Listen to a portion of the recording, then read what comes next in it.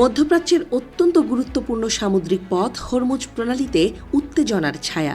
যুক্তরাষ্ট্রের পতাকাবাহী একটি তেলবাহী জাহাজকে ইরানের রেভলিউশনারি গার্ডের সশস্ত্র নৌযান চ্যালেঞ্জ করেছিল। ইউরোনিউজ জানিয়েছে, বড় কোনো সংঘর্ষ ছাড়াই জাহাজটি শেষ পর্যন্ত নির্ধারিত গন্তব্যের যাত্রা করেছে।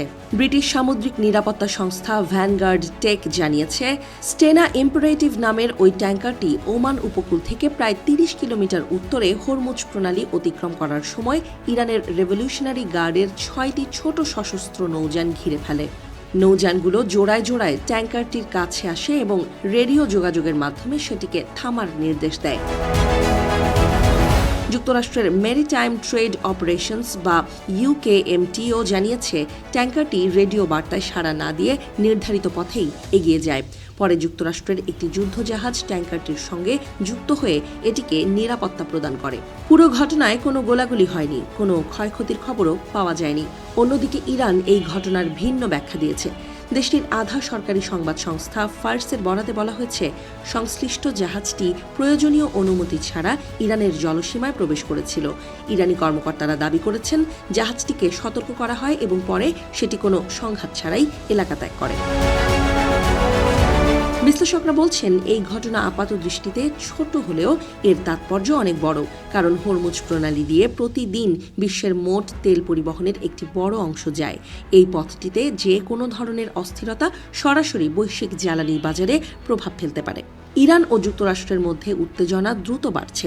সাম্প্রতিক সপ্তাহগুলোতে যুক্তরাষ্ট্র মধ্যপ্রাচ্যে তাদের নৌবাহিনীর উপস্থিতি জোরদার করেছে। মার্কিন প্রেসিডেন্ট ডোনাল্ড ট্রাম্প ইরানের সাম্প্রতিক দেশব্যাপী বিক্ষোভ দমনে রক্তক্ষয়ী অভিযানের জন্য তেহরানের বিরুদ্ধে কঠোর অবস্থান নিয়েছেন এবং সামরিক হামলার হুমকিও দিয়েছেন। এর আগে ইরানের রেভলিউশনারি গার্ডের জ্যেষ্ঠ নৌ কর্মকর্তা হুঁশিয়ারি দিয়ে বলেছিলেন, যুক্তরাষ্ট্র হামলা চালালে ইরান হরমুজ প্রণালী বন্ধ করে দিতে পারে। এমন বক্তব্য আন্তর্জাতিক মহলে গভীর উদ্বেগ সৃষ্টি করেছে। তবে সামরিক উত্তেজনার পাশাপাশি কূটনৈতিক বার্তাও দিয়েছে তেহরান।